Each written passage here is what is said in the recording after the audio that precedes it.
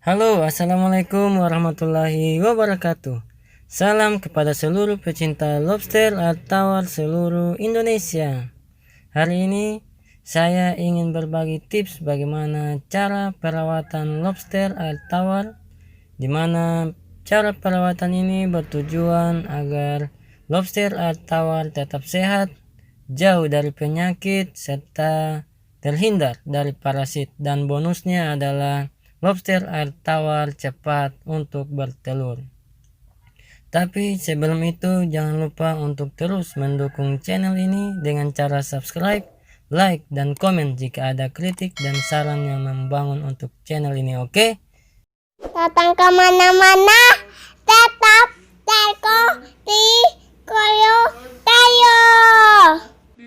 Red Claw Gorontalo merupakan tempat budidaya lobster, air tawar, dan udang hias yang terletak di Provinsi Gorontalo dengan alamat Jalan Tondano, Kelurahan Tapa, Kecamatan Sipatana, Kota Gorontalo.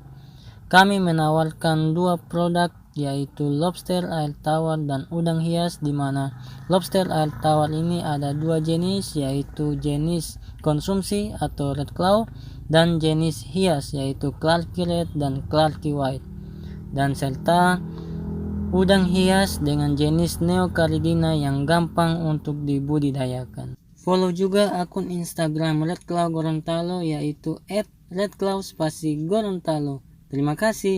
Ketika kita bercerita tentang proses perawatan pada budidaya lobster air tawar, ada 3 komponen penting yang wajib pembudidaya lobster air tawar lakukan sehingga proses pada perawatan lobster air tawar ini sangat mudah dilakukan. Poin yang pertama adalah indukan dari lobster air tawar.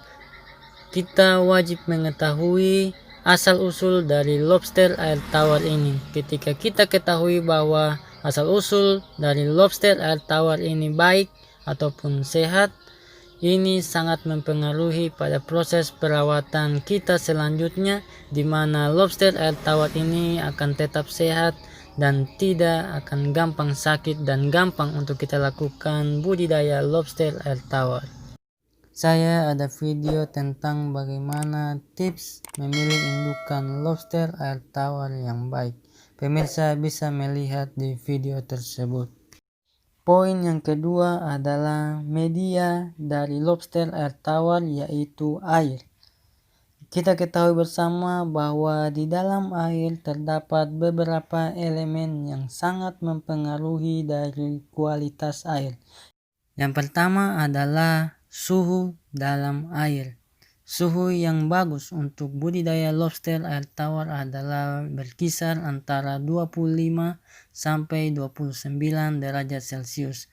Namun dalam suhu ini yang kita jaga adalah perubahan secara drastis atau perubahan secara cepat sehingga lat akan sulit untuk beradaptasi kembali.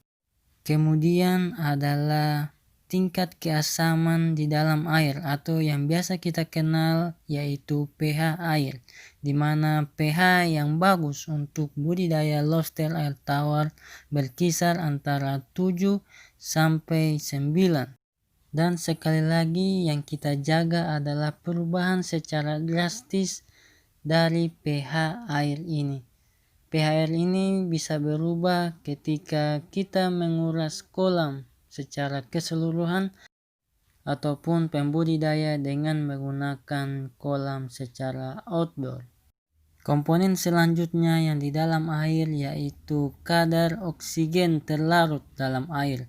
Minimal kadar oksigen yang terlarut dalam air untuk budidaya lobster air tawar adalah berkisar minimal 4 ppm.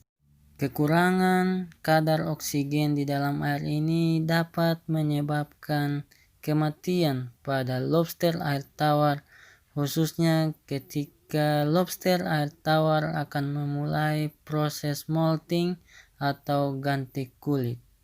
Dan sebaliknya, ketika kadar oksigen terlarut dalam air ini sesuai, ini akan membuat lobster air tawar bisa molting dengan sukses serta membuat lobster air tawar akan semakin lincah berada di kolam kita.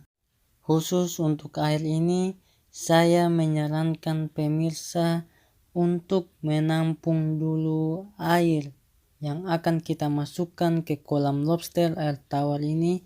Minimal kita tampung selama 8 jam.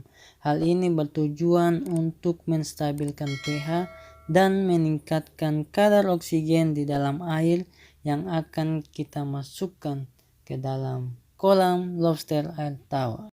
Karena pada dasarnya ketika kita budidaya lobster air tawar, yang sebenarnya kita jaga adalah airnya.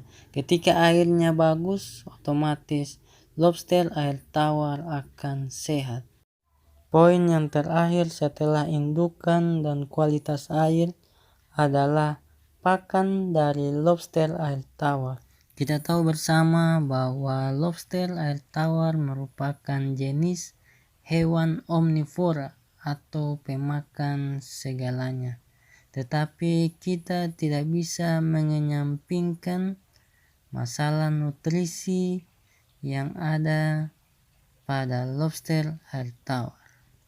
Nutrisi yang dimaksudkan adalah bagusnya makanan yang kita berikan atau pakan yang kita berikan mengandung zat-zat yang dibutuhkan oleh lobster air tawar seperti protein dan kalsium, di mana nutrisi ini akan berguna untuk meregenerasi sel untuk mempercepat proses pertumbuhan dari lobster air tawar dan juga pada proses molting atau ganti kulit pada lobster air tawar. Selain itu, saya menyarankan pemirsa untuk memberikan pakan yang bersih dan steril dan tidak terkontaminasi zat-zat berbahaya seperti pakan yang berminyak ataupun terkontaminasi zat seperti pestisida dan lain-lain. Karena hal ini sangat mempengaruhi untuk lobster air tawar dan juga dapat merusak kualitas dari air yang kita gunakan, sehingga ini bisa menyebabkan kematian massal pada lobster air tawar. Saya rasa demikian tips singkat dari saya tentang bagaimana cara kita melakukan perawatan pada lobster air tawar sehari-hari. Semoga informasi ini berguna untuk pemirsa sekalian. Tapi jangan lupa sekali lagi untuk terus mendukung channel ini dengan cara subscribe, like, dan komen. Jika ada kritik dan saran ataupun ada pertanyaan yang ingin pemirsa tanyakan, bisa langsung dimasukkan di kolom komentar. Akhir kata, semoga sukses budidaya lobster air tawar. Salam dari Red Claw Gorontalo.